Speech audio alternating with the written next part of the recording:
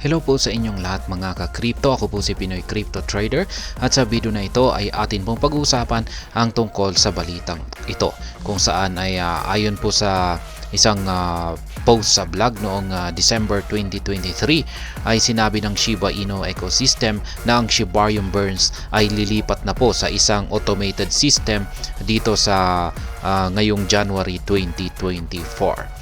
At ayan, bago po tayo magpatuloy ay nais ko lamang po munang bigyang linaw ang aking disclaimer kung saan ang nilalaman po ng video na ito ay hindi po ito isang financial advice.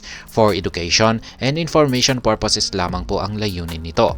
Maliban po dito ay nais ko na rin pong magbigay babala na wala pong kahit anumang group chat ang Pinoy Crypto Trader.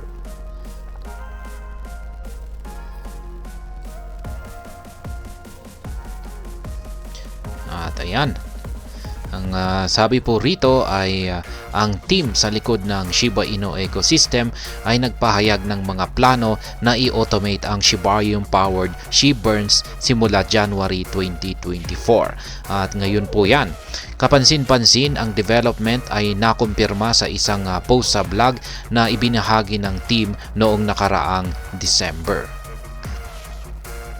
Ayan, ang blog post ay nakabalangkas na ang Shibarium Burns ay isasagawa sa dalawang yugto. Ito po ay ang mano-mano at otomatiko or manual at automatic. Ayan, Shibarium manual burns. Alalahanin na noong nakaraang buwan, sinimulan ng team ang manual burn noong December 4, 2023. Noong panahong iyon, nagpadala ang Shiba Inu team ng 8.24 billion na SHIB token sa isang dead wallet. Yan, kapansin-pansin, ang team ay nagsagawa ng 3 karagdagang manual burn sa loob ng 18 araw na dinala ang kabuuang Shibarium burn sa 33.8 billion. Automated burns to begin this month. Ayon sa post sa blog, ang mekanismo ng pagsunog ng Shibarium ay mag-evolve po ito sa isang automated system simula ngayong buwan. Kapansin-pansin, ang automated burn mechanism ay gagana batay sa mga paunang natukoy na panuntunan. Nauna nang binalangkas ng dokumento ng Shibarium na susunugin ng Layer 2 blockchain ang SHIB gamit ang isang bahagi ng mga bayarin sa gas ng network or transaction fee po yan. Sa partikular, ang team ay magre-reserba ng 70% ng base fee ng network para mabili at masunog ang SHIB.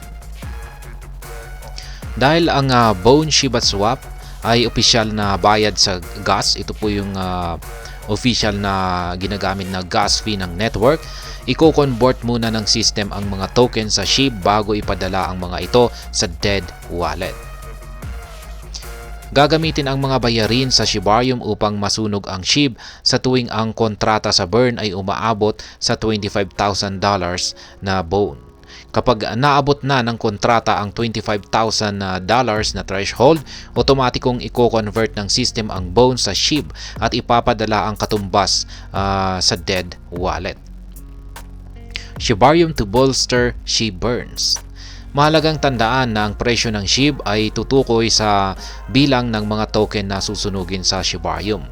Ang mano-manong yugto or manual phase, ang Shibarium burn contract ay lumampas sa $25,000 threshold bago na isagawa ng team ang mga burn. Yan, nag-ambag ito sa napakalaking spike sa bilang ng mga token na sinunog sa bawat transaksyon. Ang unang Shibarium powered burn na 8.24 billion SHIB ay nagkakahalaga ng humigit kumulang $75,000, habang ang pangalawang burn na 8.61 billion SHIB ay nagkakahalaga naman po ng $87,000.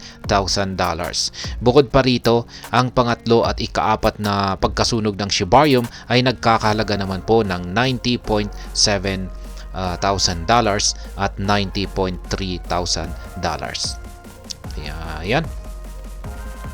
kung i-automate ng team ang system para masunog ang SHIB kapag umabot na sa $25,000 ang kontrata ng burn sa Bone, ang portal ay magsusunog ng mas kaunting halaga ng SHIB kumpara sa mga nakaraang burn.